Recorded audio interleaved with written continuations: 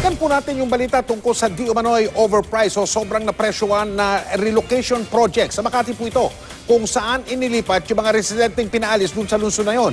Yung pinaglipatan daw sa kanila sa Calauan, Laguna, walang tubig, walang kuryente, wala rin bahay.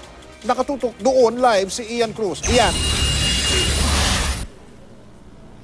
Yes, Mike, 5 hanggang 6 na taon na raw ang tiniis ng mga residente ng Makati na nirelocate dito sa Calauan sa Laguna. Umaasa silang mapapaayos na nga ang kanilang kondisyon sa pagkakaroon ng maayos sa tirahan na mayroong supply ng kuryente at tubig. Magandang tanawin pagpasok ng 40 hektaryang Makati Homeville sa Calauan, Laguna. Maayos ang kalsada na maraming halaman, may paaralan at health center. Pero hindi raw ganito noon ang resettlement site para sa mga taga Makati. January 2009 nang lumipat dito si Arturo na dating taga Barangay Santa Cruz. Wala raw nung anumang nakatayong gusali. Wala. So, saan kayo tumira nun? Nag-tent muna kami. Yung sariling sariling diskarte kung paano makakaano. Tag-ulan pa nga nun eh. Kaya yung putik nun, minsan abot hanggang hanggang tuhod eh. Nagtayo siya ng bahay rito gamit ang mga materyales mula sa bahay sa Makati na giniba. Nagtiis din silang walang tubig at kuryente. Dati nung wala talagang kuryente rito, nung walang ilaw, meron ditong mga krimen na may pinapasok ang bahay. Nitong Nobyembre lang daw nagkaroon ng kuryente sa Phase 3. Nakatis nga kami ng 6 na taon na walang kuryente. Ngayon may kuryente na kami rito. Hindi ba na matitiis na antayin ng konti yung tubig naman?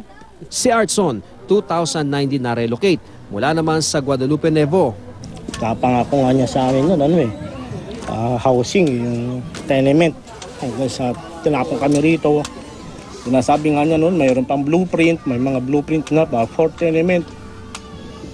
Ano mo malungkot din? Sabi, up and down pa na up and down. Tenement nga nung araw, di ba sa atin? May blueprint na, pangako ni BP.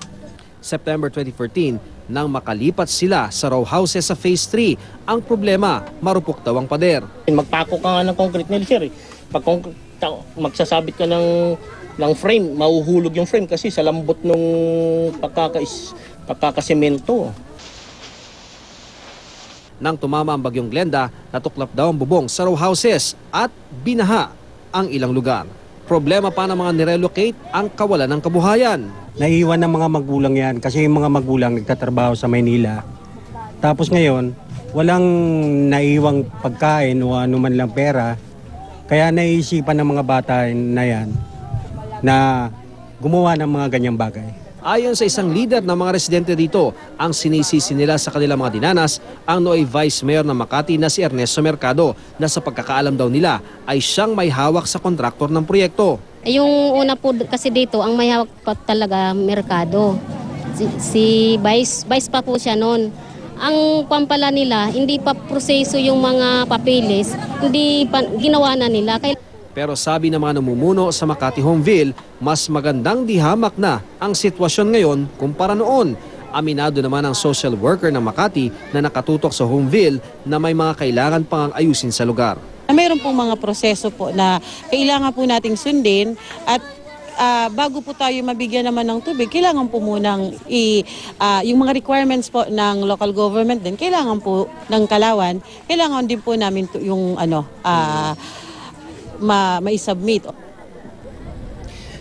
Mike, handa naman daw magtiis ang mga residente ng Makati na narito na nga sa Calauan sa Laguna at nakausap din ng GMA News ang dating Vice Mayor ng Makati City na si Ernesto Mercado Jr. at sinabi niya, Mike, na hindi raw niya pag-aari ang Twin Leaf na siyang construction firm na isa nga sa mga nagsagawa ng construction dito sa Makati Homeville sa Calauan sa Laguna. Ang mga opisyal daw ng Twin Leaf ang magpapakita ng mga dokumento na hindi niya pag-aari ang nasabing construction firm. Mike. Maraming salamat, Ian Cruz.